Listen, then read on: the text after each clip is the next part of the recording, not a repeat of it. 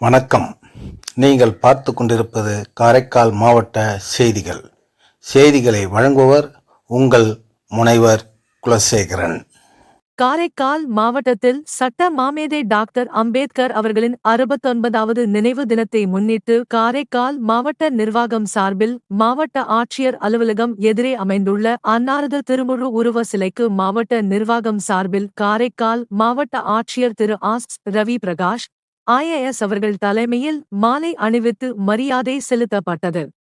மேலும் நிகழ்வில் மாண்புமிகு குடிமைப் பொருள் வழங்கல் மற்றும் நுகர்வோர் விவகாரங்கள் துறை அமைச்சர் திரு BRN திருமுருகன், காரைக்கால் மாவட்டம் முதுநிலை காவல் கண்காணிப்பாளர் செல்வி லக்ஷ்மி சவுஜன்யா IBS, சார்பு ஆட்சியர் செல்வி M. பூஜா IAS, காரைக்கால் செய்தி மற்றும் விளம்பரத்துறை உதவி இயக்குனர் முனைவர் குலசேகரன், அரசுத்துறை அதிகாரிகள், பல்வேறு அமைப்புகளை சார்ந்த பிரதிநிதிகள், அரசியல் கட்சியினர் மற்றும் பொதுமக்கள் கலந்து கொண்டு டாக்டர் அம்பேத்கர் அவர்களின் திருவுருவ சிலைக்கு மாலை அணிவித்து மலர் தூவி அஞ்சலி செலுத்தினார்கள்.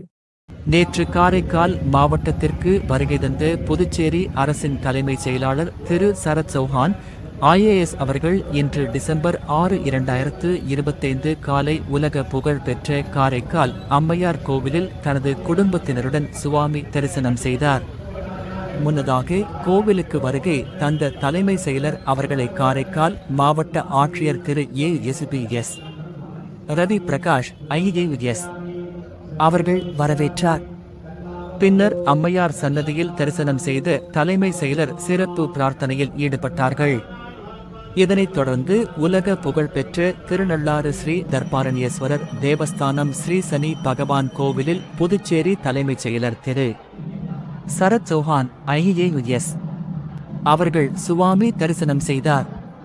முன்னதாக மூலவர் ஸ்ரீ தர்பாரண்யேஸ்வரரை வழிபட்டார்கள். இதனைத் தொடர்ந்து அம்பாள் மற்றும் அனுகிரக மூர்த்தியாக அருள் பாலிக்கும் ஸ்ரீ சனீஸ்வர பகவானை தரிசனம் செய்தார். மேலும் தலைமைச் செயலர் மற்றும் குடும்பத்தினர் சனி பகவான் சன்னதியில் எழ்தீபம் ஏற்றி சிறப்பு பிரார்த்தனையில் ஈடுபட்டனர்கள்.